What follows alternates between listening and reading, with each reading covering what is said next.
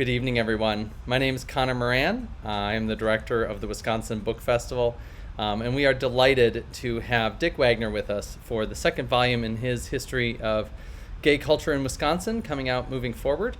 Events like this with Dick, as you may have heard me say last year, are one of the main reasons that we have the Wisconsin Book Festival. Being able to get together and all celebrate great work about Wisconsin, by Wisconsin authors, by Madisonians maybe many of us know, is one of the best reasons for us all together. We are also joined by Chris Caldwell from Wisconsin Historical Society Press. And Chris is going to introduce Dick tonight and then also be here as the moderator for the Q&A. I also want to take just a moment here at the top to say thank you to Madison Public Library and the Madison Public Library Foundation. Their support of the book festival throughout the pandemic, and as you know, always, has been incredibly stalwart, and we really couldn't do this without them really getting behind us. And so I want to thank them for allowing us to keep producing free cultural events for Madisonians. With that, I'm going to turn it over to Chris Caldwell. Thank you so much. I'll see you at the end. Thank you, Connor, and Festival. Thank all of you for joining us here tonight. As Connor said, I'm Chris with WHS Press, publisher since 1855 and part of the Wisconsin Historical Society, where we share in the Society's mission to collect, preserve, and share the stories of Wisconsin with the people of Wisconsin and the world. And in the past year or so, the Society has placed a special emphasis on what we like to call big history, stories of depth and breadth, reach and relevance that connect us more closely to our past, to each other, and to the world we find ourselves in today. And I can't think of another work that exemplifies this goal of big history better than the 2 volumes of gay history written by our guest tonight, scholar and activist R. Richard Wagner. This is big history in every sense. The 2 volumes in total, 1,000 pages with hundreds of illustrations, many of which we'll see tonight. And together, they weigh in at something like 4 pounds of groundbreaking scholarship. The first volume, We've Been Here All Along, came out last year, and it covered the period from the 1890s to the late 1960s, revealing the role of early gay pioneers and activists in building communities and networks against a backdrop of overwhelming social, political, and legal oppression. That book won the WHS Board of Curators Book Award of Merit, and was also awarded a gold medal by the Independent Publishers Association. Tonight, Dick will be talking about his new book, the companion volume Coming Out Moving Forward, which picks up the story with the 1969 Stonewall riots and its reverberations in our. Like the first volume, We've Been Here All Along, Coming Out Moving Forward is a testament to Dick's formidable skills as an historian, his dogged archival research, his engaging narrative style, his ability to draw out large themes from individual movements and moments. But it's also very much a testament to Dick's role in not only preserving, sharing the story of Wisconsin's gay history, but also his role in shaping that history. As the first out member of the Dane County Board of Supervisors, as co-chair of the nation's first statewide council on lesbian and gay issues, as co-founder of the New Harvest Foundation, and as an early and ardent champion of marriage equality. We've Been Here All Along and Coming Out Moving Forward are destined to go down as the definitive works on the subject. But they're also, I think, destined to inform and inspire a new generation of LGBTQ activists who, moving forward, will write the next chapter in Wisconsin's gay history. Please join me in welcoming Dick Wagner.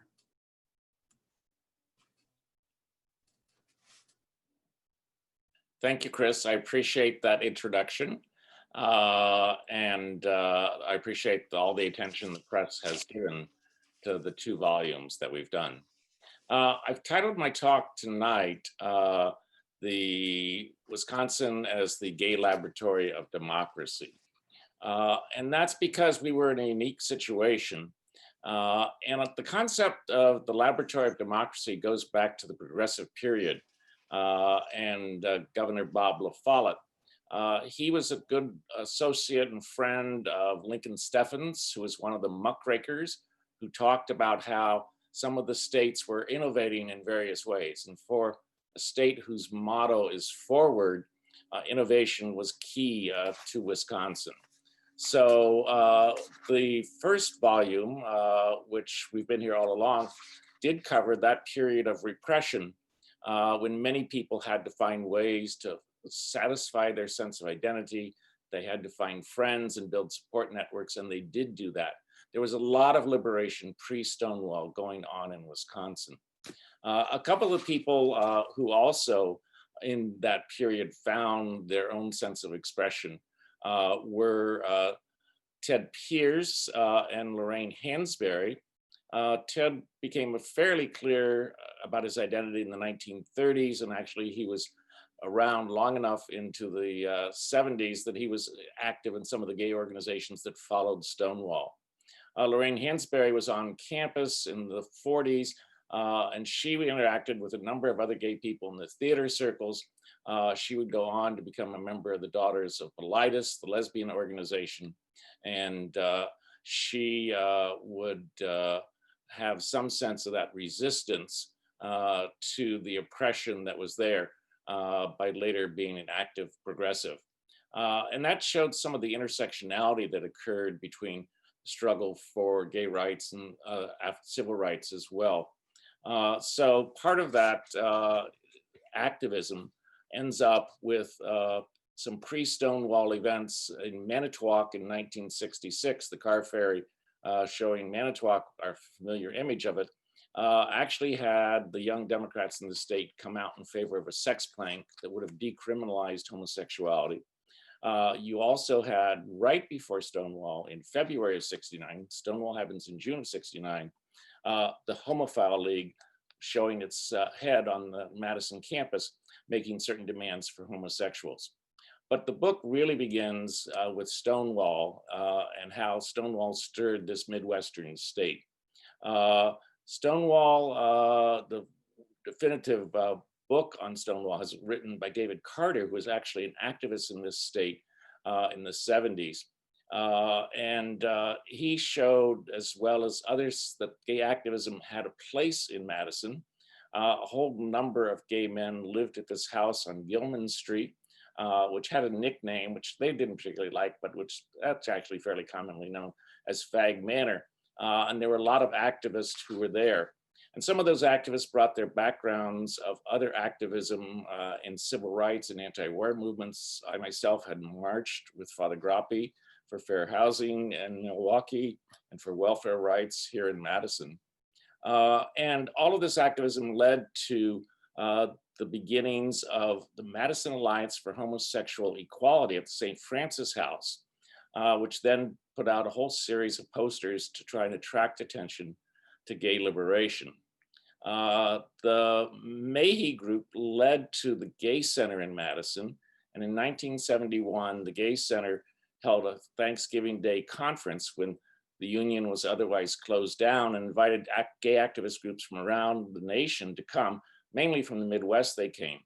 And they would also hold social events like the picnic shown in another poster. But this was sort of public organizing and showing leadership around the nation by the Madison community. In Milwaukee, they had the Midwest Homophile Conference, which was hosted. And the Milwaukee group, the Gay People's Union, which got formed just a little bit after the Madison Alliance for Homosexual Equality, also helped encourage Gay People's Union in Stevens Point, and some organizing for the Fox Valley Gay Alliance as well. Now, all of this activity had been fairly dominated by men, but the lesbians sort of decided they had to organize separately, and they began to get their own groups together. They formed a group called Gay Sisters, which put out a poster. And you see next to the Gay Sisters poster, Ruth Blyer and Liz Estrada, a fabled institution in the feminist community of Madison, which was part of that sort of separatist debate about whether you ought to be separating from the patriarchal society as overall. Anyway, these were the beginnings. And from that, I wanted to turn and focus on the gay media attention, because there was a tremendous ignorance about homosexuality, both in the larger community and within the gay community. And so breaking down that ignorance was the important thing that gay media in this state did. a very young Ron McCrae was the editor of Renaissance newsletter, which was put out by the Gay Center. You had later, following Renaissance newsletter, Peter Clem and Brooks Edgerton, who did Gay Madison, and they would later go on to do Out as well. In Milwaukee, you had the LGBT community interacting with the alternative press, and the Bugle American in Milwaukee did a wonderful cover cartoon. And they also had a cover story about banishing stereotypes in the kissing booth that was held at the Brady Street East Festival in Milwaukee. The big publication out of Milwaukee was GPU News, and it was a wonderful source for writing this gay history. Eldon Murray, the chief editor and volunteers at the GPU office, put out this magazine. They actually had a national reach with more national subscribers than in-state subscribers. And they helped define what the issues and boundaries were for the community. They would cover issues like S&M and other things that might or might not be sort of known widely. And one of the people who was involved with GPU News was Lou Sullivan in a tux. He covered for GPU News a number of trans issues and would later transition himself and become an authority on female to male transitions. One of the other strange things that came out of Wisconsin media at this point was Gay Comics. It was published in Princeton, Wisconsin. Dennis Kitchen, who had been involved with the Bugle American Alternative Press in Milwaukee, a graduate of UW Parkside, was the one who actually relocated his business from Milwaukee to Princeton and started publishing a feminist comic and then a gay comic as well. So the first 4 issues of Gay Comics were from Princeton, Wisconsin. You had other media in the state, Instep and Hagrag, covering things. Instep started as a bar rag, but became so much more than that. And Hagrag was a very fun and outrageous lesbian publication in the state. And that's a rather good review of some of the media in the state, including one more, Leaping Lacrosse News, which was published by a separatist group in the western Wisconsin city of La Crosse. And so with this sort of communication network, you could begin to take on some early fights and let people know about those early fights. One of the earliest ones was over a 1972 firing of a gentleman by the name of Paul Safransky. Part of the push to support Safransky was done in gay bars where they collected money for the law case. And the Wisconsin Civil Liberties Union initially supported the case, though they later withdrew when it went to the Wisconsin Supreme Court. Safransky was fired from Union Grove, which was a state institution for the developmentally disabled at that time in Racine County. He was a member of the Gay People's Union in Milwaukee. The superintendent admitted that he didn't want any homosexuals in his institution and that he had fired some 5 others before Safransky, and they had all left quietly. But showing the new brand of activism in the state, Safransky refused and appealed to the state personnel board. That personnel board made a finding that homosexual activity is contrary to the generally recognized and accepted standards of morality. Now, this was very similar to one that the U.S. Civil Service Commission had, but it became the controversial flare point in the case. The Supreme Court actually upheld the firing, but David Adamany, in arguing before the court about the constitutional provisions that should protect homosexuals, also attacked the finding about accepted standards of morality. Adamany, in his brilliant argument, pointed out that they had no particular expertise to make such a finding, nor had they taken any testimony for such a finding, and therefore was not supported in any legal matter in the matter before the court. So the court set aside that finding, even though they said Safransky failed to present the proper image as a house parent. The local community in Madison realized that they had more political power here in the city than they did statewide. And so activists like Grid Hall, shown here at the Sunny Beach, went to the Equal Opportunities Commission in Madison and asked for updates to the Equal Opportunities Ordinance, which originally had race and creed as its primary focuses, and wanted it to add sexual preference, and then later they changed that to sexual orientation. There was still discussion going on at that period over language. And so the Madison Equal Rights Commission did support that, and the ordinance went before the city council with the support of a young Mayor Soglin and with the support of Reverend Jim Wright, who was director of the Equal Opportunities Office in the city, as well as a pastor of a local Baptist church. And they thought that it was important, and they built a good support for it, so that it was adopted actually without controversy.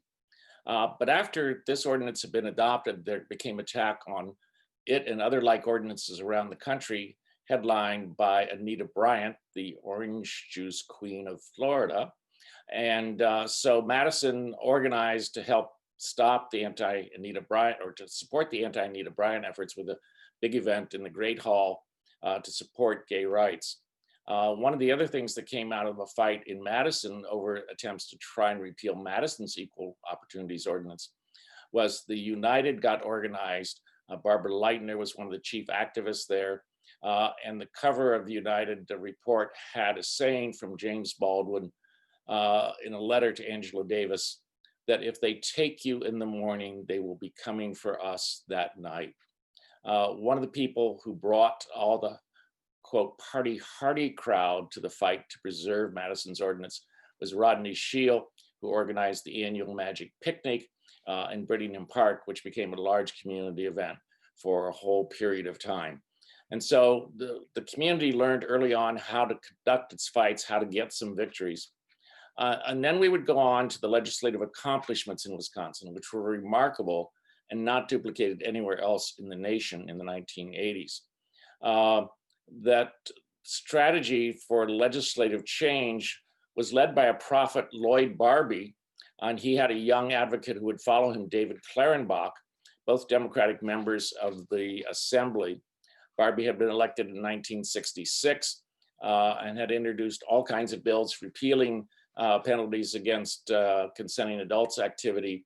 And it was interesting that here in this state, they very wisely chose the strategy of talking about the consenting adults bill, unlike our neighboring state of Minnesota, where they talked about sodomy repeal, in part because Wisconsin's law covered acts that were done both by heterosexuals and homosexuals, and were prohibited for unmarried folks as well. So young David Clarenbach, in a hearing before the legislature, would say 95% of the people in the state violate these sexual laws, and the other 5% have no imagination. But Barbie was more than willing to pass that leadership as he was beginning to step down from the legislature to a young Clarenbach. Governor Lucey showed at a signing of Wisconsin Equal Rights Amendment ratification, has both Barbie and Clarenbach, as well as significant female legislators in the background. Now, one of the other things that happened was that the activists in the state formed what were called sexual privacy coalitions, because they seized on the argument about sexual privacy, that this was a right that shouldn't be violated by acts like the laws against homosexual activity. Two of the people who supported that coalition against sexual privacy, Representative Flintrop and Representative Gunderson, shown here, were both gay members of the legislature, though they were not personally out at the time. And that informal gay network was very important about intelligence in the state capitol about who might or might not vote for various bills, particularly consenting adults. And consenting adults bill was used as the battering ram to change legislative attitudes. One of the people who countered one of the arguments against consenting adults was that, though this was an outdated law and not enforced, was Louis Crew, shown with his partner Ernest Clay.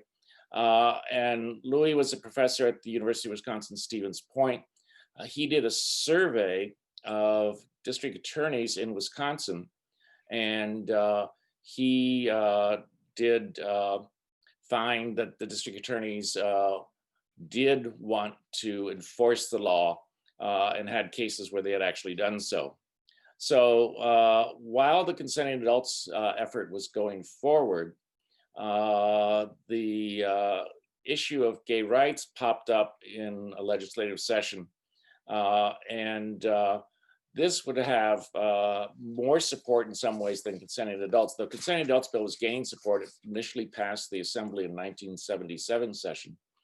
But in the 1981 session, the gay rights bill was introduced, and David Clarenbach framed the matter is the question is not whether homosexuality is admirable, the issue is discrimination tolerable.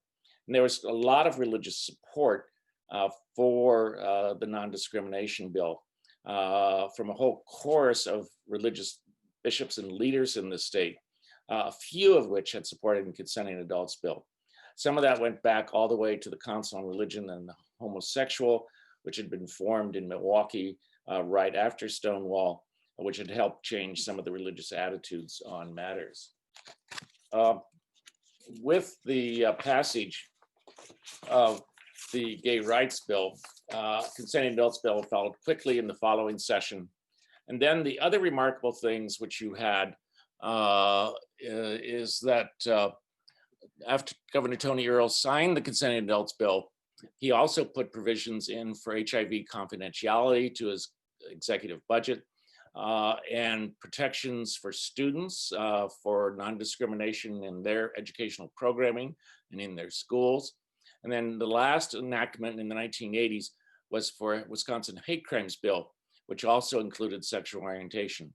And that hate crimes law would go all the way to the US Supreme Court and be upheld in one of the first cases where the US Supreme Court would support a matter about sexual orientation. I want to switch now and talk a little bit about another tradition in Wisconsin where there's been a lot of leadership, which is on out elected officials. And part of that goes back to Judy Greenspan in 1973 in the spring election when she ran for the school board. And she was followed the next year in 1974 by, not by 74, in 76 by Jim Yaden, who became an alder in the Madison City Council. Part of what the early activist on the Madison campus had done was go and speak to various classes. And they had got a request from West High School to go and speak at West High, and Greenspan was going to accept that and speak there. And then the principal prohibited it. In fact, they adopted a policy in all Madison high schools prohibiting speakers on homosexuality. And so Greenspan found a way to get into the high schools because as a candidate, she was at candidates forums, which were held in the high schools. So she broke that barrier, even though she didn't win the election. She began, I think, and was the first lesbian candidate in the country to run as an out lesbian person. And I mentioned Jim Yaden. He got appointed to the city council on a vacancy in 76 and then ran for election in 1977 and got elected in the spring. And this was before Harvey Milk got elected in San Francisco. Yaden was the fourth out elected person in the country. He was badly gay baited by the Badger Herald at the time of his reelection, saying that he would be a joke as a candidate almost anywhere else. But gay candidates would prove not to be jokes in Wisconsin. One of those who followed Jim Yaden in that district was Jim McFarland, who was a log cabin Republican. And he was very active in trying to get the family benefits, which the city council could confer, adopted by the Madison City Council. And his partner was very active in the campaign against ROTC on the Madison campus. So this tradition of out elected officials was proudly proclaimed in 1978 at the National March in Washington. Myself, Kathleen Nichols, and Tammy Baldwin took a banner talking about Wisconsin as the gay rights states and as out elected officials. And then in 1989, when the George Segal statue was here in town, we grouped 6 of the then 7 out officials in this area around that statue in Orton Park. And we hosted the 5th conference of out elected officials in the nation. And so Wisconsin had more out elected officials than any place in the country at that point. One of the other things that leadership happened here was that Governor Tony Earl created a council on lesbian and gay issues, Ron McCrae, who was his press secretary, helped us with those things. And at the first meeting of the council, Representative David Clarenbach said we needed to take it to the village square.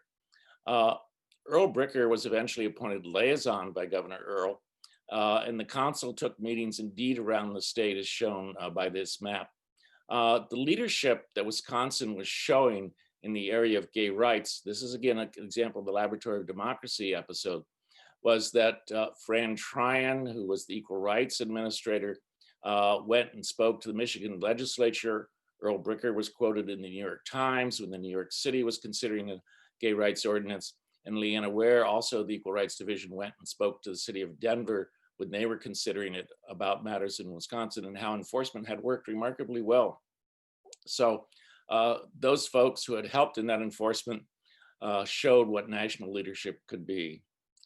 Unfortunately, while all these great things, advances were happening, AIDS came on the horizon too.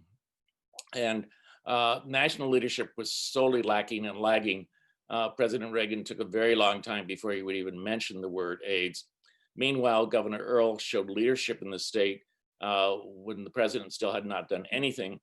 Governor Earl proclaimed AIDS Awareness Week. And Governor Earl's Department of Health opened the doors for gay activists to meet with State Medical Society.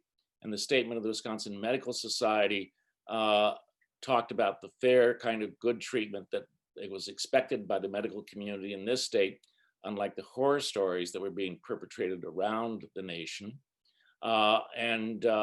They encouraged the gay organizations be used for counseling for people who needed counseling about AIDS. We had a Great Lakes Health Conference focused on AIDS, one of the early efforts here in the state to try and get attention on the matter. Larry Kramer, while all this was going on, issued a call for a war conference nationally because, as he said, they're basically killing us over this disease. And I was pleased and able to attend this invitation-only conference out in the Virginia suburbs. And it came up with a number of ideas about how the community could react, including National Coming Out Day, which occurs on October 11th, which is the anniversary of the '87 March on Washington. The AIDS quilt made it to Madison. I was also privileged at various points to be able to read names for the quilt. It was a very moving experience of how grief could be expressed, something we need to think about even in these days particularly. And Wisconsin activists got very involved. Dan Savage and others delivered peanut butter and jelly sandwiches to the governor's office, to Governor Thompson, because in the prisons, they were refusing to let any inmates who had AIDS out to have nutritious meals, instead tossed peanut butter and jelly sandwiches at them. And so the ACT UP activist tossed peanut butter and jelly sandwiches at the governor. But this was an example of how, again, the state's positive attitude about sexual orientation and being willing to interact with the gay community showed how a laboratory for democracy could work to have positive outcomes, contrary to some other places. And then there was a lot more on organizing and pride around the state. In Milwaukee, there was a very active Black and White Men Together community. That Milwaukee group, which started in 1980, would host a regional meeting. And in 1987, they would host the national meeting of Black and White Men Together. The other groups that got organized at various points was Bi Chi Y. They would march in the national parade as well. They formed as a support group in '92. They also had a newsletter, Bylines, which they put out for a number of years. Milwaukee also had a By Design group in the early '90s. Up in the Fox Valley, Mike Fitzpatrick became the editor of Positive Voice, which was the main source for Green Bay LGBT news. He was very active in a number of efforts up there, including early AIDS efforts for the Center Project in Green Bay too. And he was on the board of Fair Wisconsin. The other remarkable thing that came out of Green Bay was the Northeast Wisconsin instructional television programming. Eileen Littig created a national award-winning poster program on homosexuality. The poster shows for use, and the title of the program was Sexual Orientation, Read Between the Labels. And this early 1990s program was shown for both public broadcast and educational programming in the state and received, as I said, national awards. In Milwaukee, you also had, which was a sports town, the Saturday Softball Beer League. And it was called that because the losing team had to buy the barrel of beer after the game. But they started a Rec Room Classic, which was a national gay softball tournament, which rotated in and out of Milwaukee for a number of years. Lesbians in Milwaukee also were very active, and they formed the Lesbian Alliance of Metro Milwaukee to give a very specific feminist voice to the community in the Milwaukee area. They organized and had a newsletter for quite a number of years. Now, Wisconsin has certain things that are common.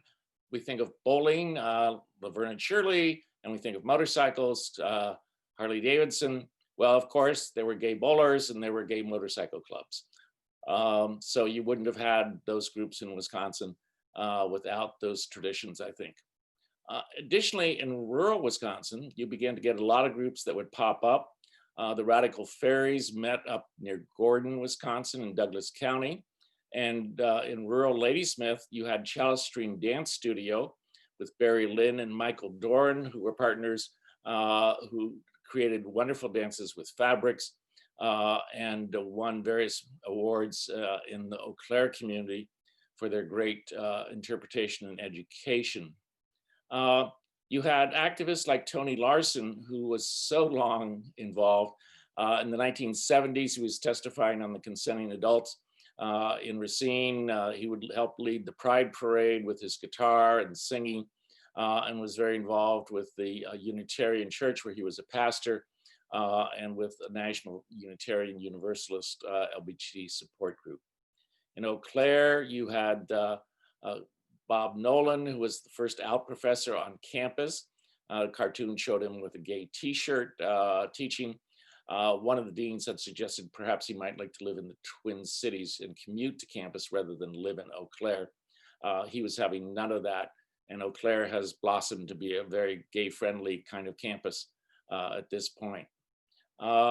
You had UW-Madison with its Bascom Hill Pink Triangles. This was a part of National Coming Out Day. Again, one of those outcomes, as I mentioned, of the war conference. One of the other things I found was that an ACT UP activist in Minnesota urged people to take the test for AIDS in Wisconsin because Wisconsin had HIV confidentiality provisions and it had non-discrimination provisions on sexual orientation, and Minnesota had none of that. And you were jeopardizing your position and identity in Minnesota, whereas you were protected in Wisconsin. So again, an example of how that laboratory for democracy worked. Of course, the community wanted to know its story and its history. Pat Kalchina did a lesbian herstory class, and Louis Stimmick did a similar kind of class over in Milwaukee. And all of these activities through large pride parades began to create a new sense of perhaps the gays next door might be normal. And so this was a big change, and it had come about. And Wisconsin for a decade almost was the only leader in this area. And you could see how we did enforcement. You could see how we created this blossoming community, all as a result of the political leadership of a very small group of activists starting in the 1970s. And it's a remarkable tale. And I hope to have done it justice with my book coming out moving forward. I think we'll have some time for some questions if people have them. And I think, Chris, you're doing the questions.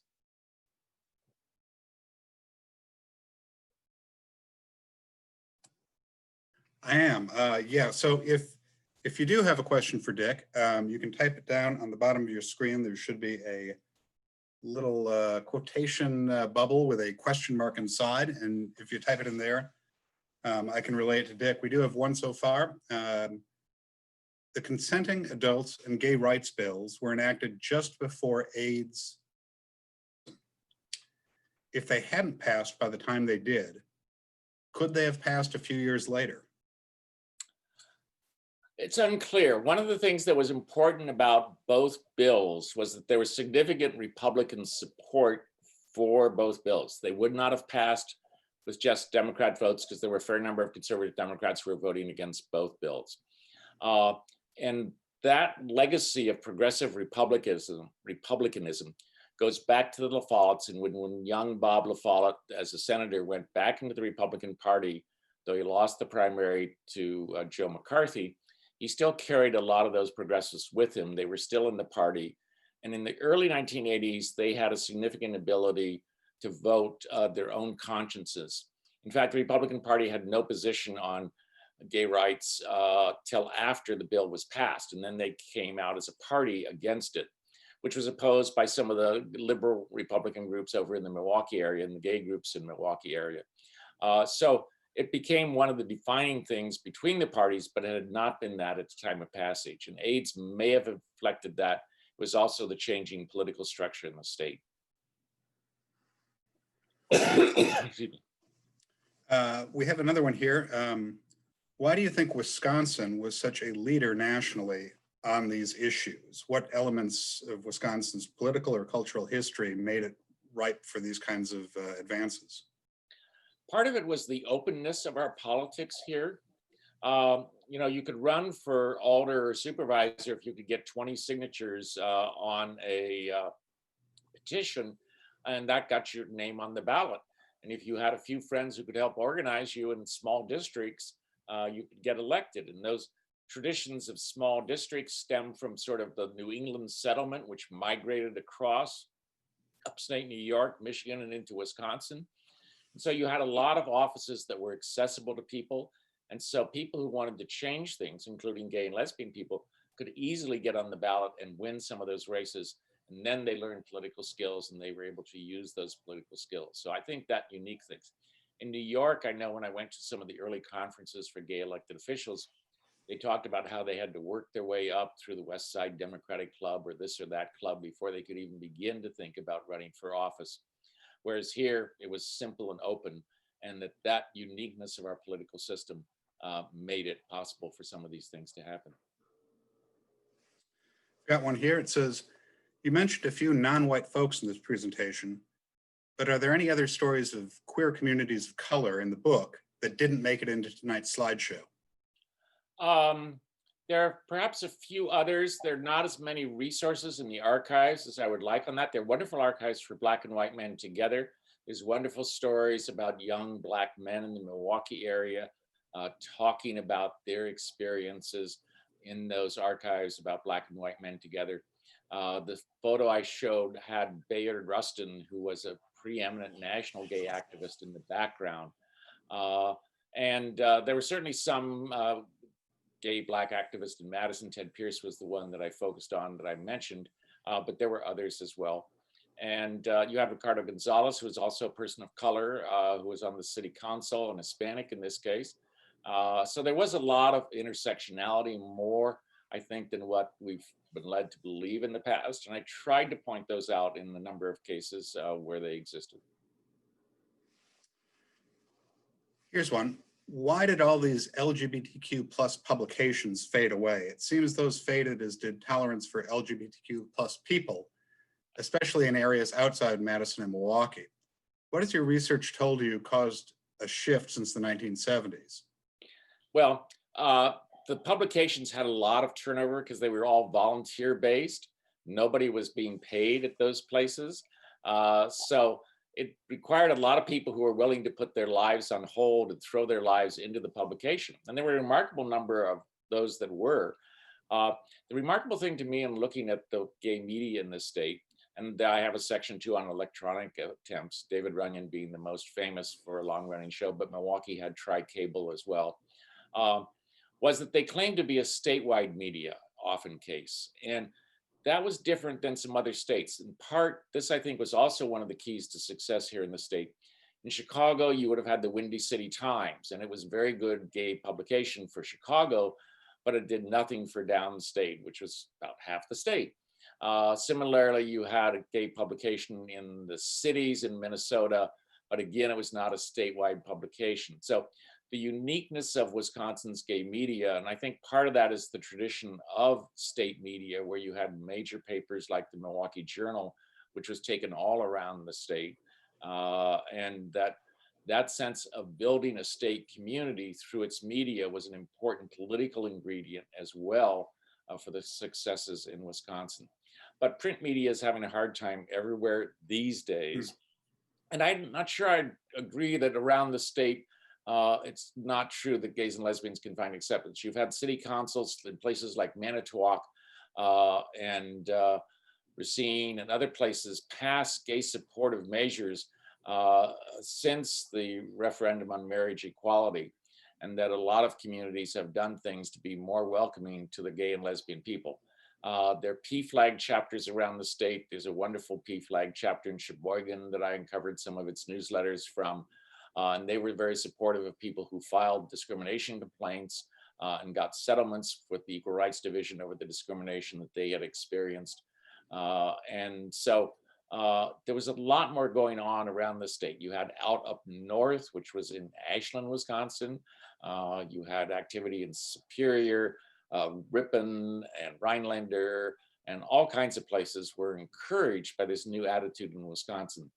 Some of it, formal organizing political groups, they come and go. So, you know, there may not be always there, but Pride Fest is the remarkable main institution in the state, and it has grown to tens of thousands of people meeting in Milwaukee Lakefront.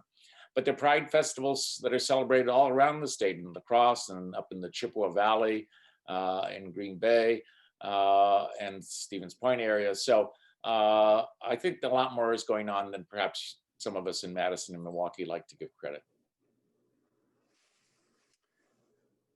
Here's one. How did Wisconsin's progress work to attract or detract members of the gay community? Did more restrictive states see more members of the LGBT community leave? Did Wisconsin attract them? What did it do for tourism? Well, perhaps it promoted them. I mean, Wisconsin Dells was a great place for tourism, and certain folks there were knowledgeable about some folks who were promoting tourism in that area. I do know in the 70s and 80s, a number of people would come to Madison, say from La Crosse and other places where they couldn't quite be as free about who they were in those days. But I think a lot of that has changed. There was a campaign in Duluth complaining that port cities were attracting gays and lesbians because they had gay bars and other things going on up there. There was no evidence for such was actually occurring.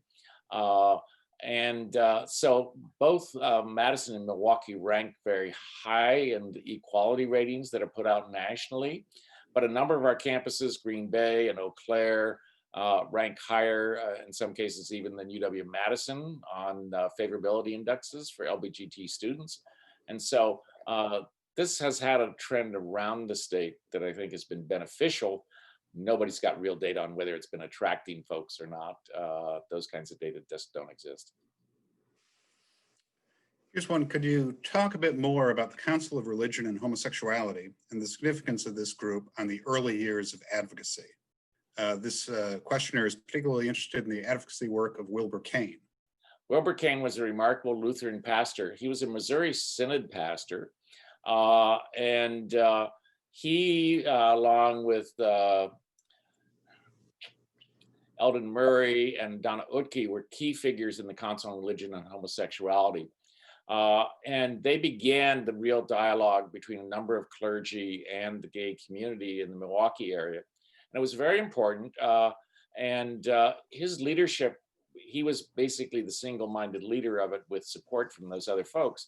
But then he left the state and the leadership was assumed by a Methodist pastor. And that led to the Methodist Conference in Wisconsin adopting a statement which would support consenting adults legislation, which would lead to Bishop Marjorie Matthews being the first major religious leader in the state to support repealing the laws on homosexuality. She would later be joined about the non-discrimination law by major other denominations. But that kind of willingness to have religious folks on your side was another thing that was unusual in Wisconsin a bit. because in many other cases, particularly some of the early leaders out in California were atheists and they wanted nothing to do with religious groups.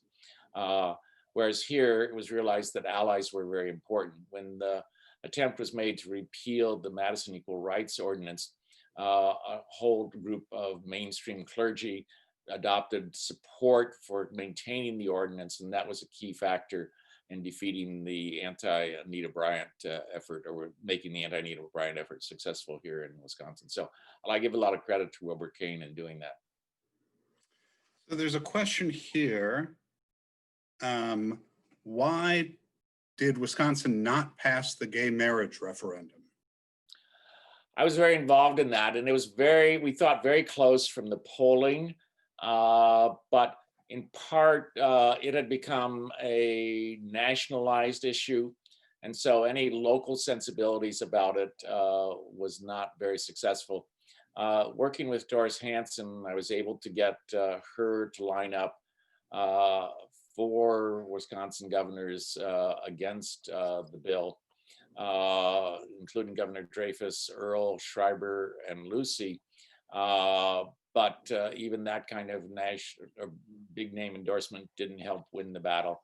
It was a very sad night for Wisconsin on that. You've spent a good number of years researching and writing these wonderful books. Tell us about the most fascinating person or people you found as you researched.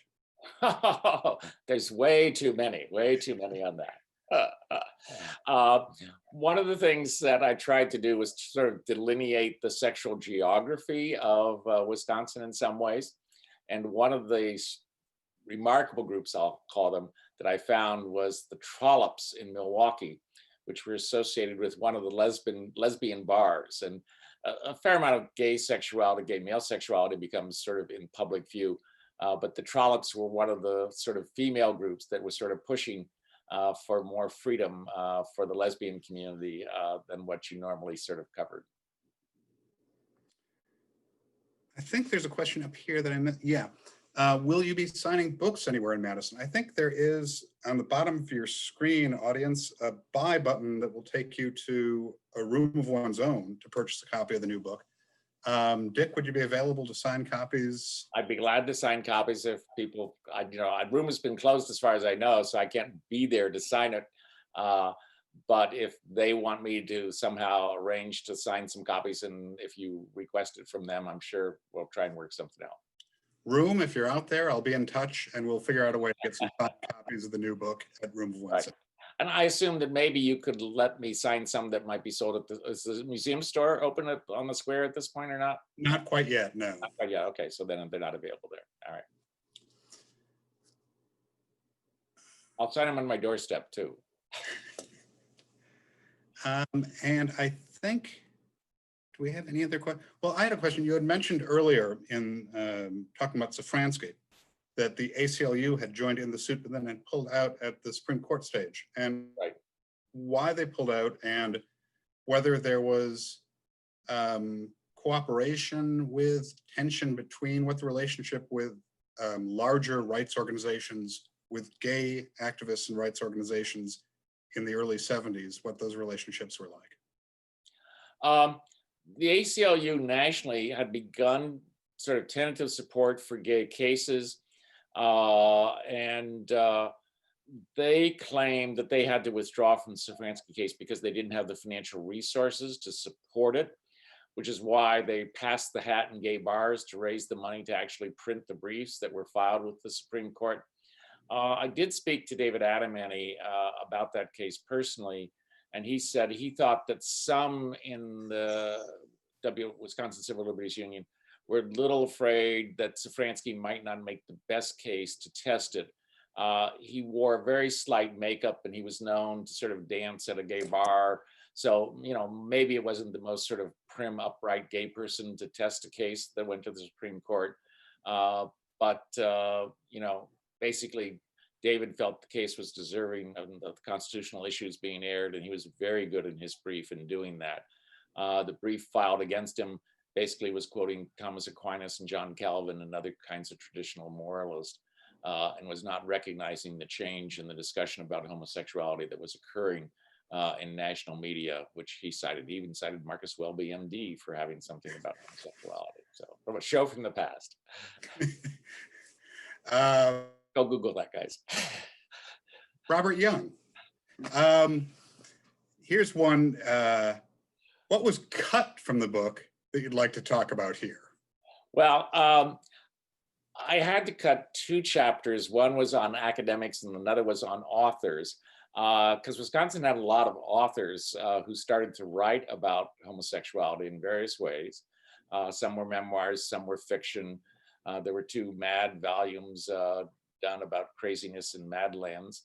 But then there was a whole series of academics who began seriously changing some of the studies about lesbians, particularly. Claudia Card, a professor in philosophy, wrote about lesbian ethics. And you had Evie Beck, who edited Nice Jewish Girls, and Ruth Blyer about gender and sexuality. I mean, remarkable scholarship was being done that really sort of changed perceptions. But as you weighed the books at the beginning of this, they were clearly already heavy. And so with the press, we cut some things out that I just couldn't include. So hopefully I'll get those somehow published otherwise. All right. Did you personally know Wilbur Cain? No, I didn't personally know him. I only came across the records in the archives. He was also very helpful to the Milwaukee community because the Milwaukee Journal, like other papers, used to publish the names of people who were arrested in the raids on the gay baths, even though the practice of the district attorney was often to bargain those down to simply disorderly conduct to get a yes conviction.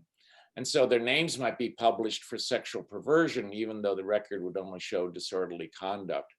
And so Cain was sort of the access to the Milwaukee Journal editorial board for the gay community, and he helped persuade them not to publish the names of people picked up in those kinds of raids that could have destroyed their lives.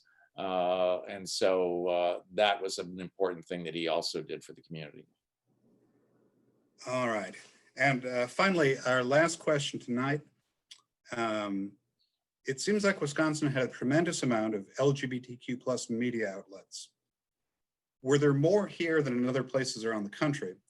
And how much did the publications lead to broader acceptance of LGBTQ plus people in Wisconsin? I haven't done a full comparative study, so I can't say about more. I have read some of the national books about the gay media that have been published. And I think it was a remarkable flourishing here. And a lot, again, is how, in my mind, Stonewall really stirred up a whole bunch of activists and how we were a real laboratory for gay and lesbian democracy and doing all those media activities.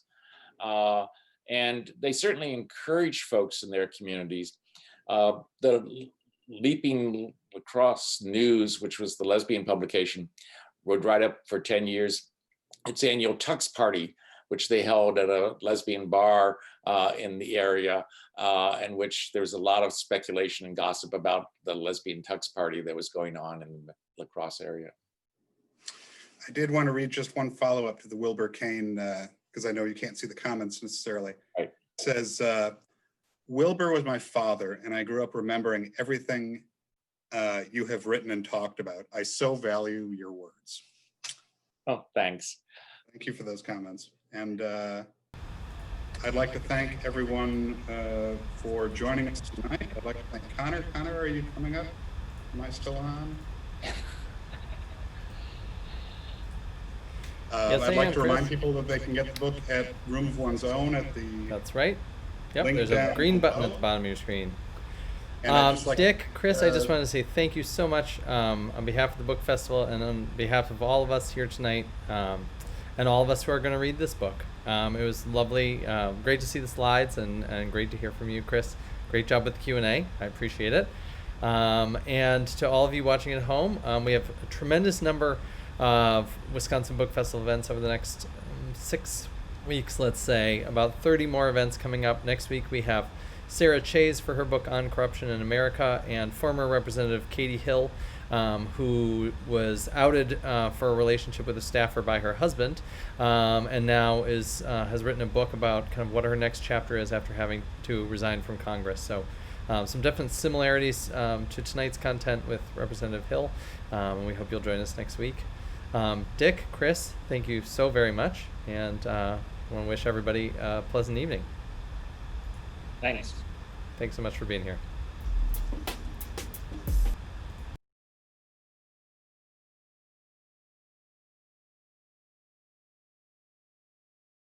Good. All right, great. Yeah.